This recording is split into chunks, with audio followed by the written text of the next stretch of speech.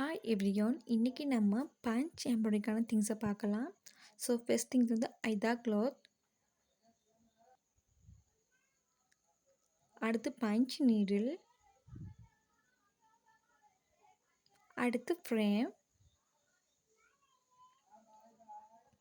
அடுத்து வூல் நூல்,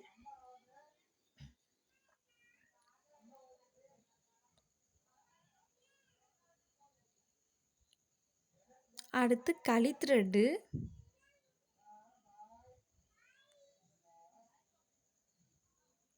அடுத்து காபன் தாள், அடுத்து டிமர். ஸோ இவ்வளோ தான் பஞ்ச் ஒர்க்கான திங்ஸ் பார்க்கலாம். இவ்வளவே திங்ஸ் போதும். பஞ்ச் ஒர்க்னா என்னன்னு சொல்லவா? ஸோ பஞ்ச் எம்ப்ராய்டரி என்றால் என்ன அப்படின்னா, நீங்கள் ஒரு ஃப்ளவர் ஒன்றுக்கு பஞ்ச் ஒர்க் பண்ணுறீங்க. ஸோ அது பார்த்தீங்கன்னா 3D ஒர்க்கில் இருக்கும். ஓகேவா? ஸோ 3D ஒர்க்கில் இருக்கிறது தான் பஞ்ச் எம்ப்ராய்டரின்னு சொல்லுவோம். அடுத்து பார்த்தீங்கன்னா, நீங்கள் பஞ்ச் ஒர்க் செய்கிறது ரொம்ப ரொம்ப ஈஸி தான். கப் ஹோல்டர், கீடெக், ஸோ இது மாதிரி நிறைய திங்ஸுங்க நீங்கள் மேக் பண்ணலாம்.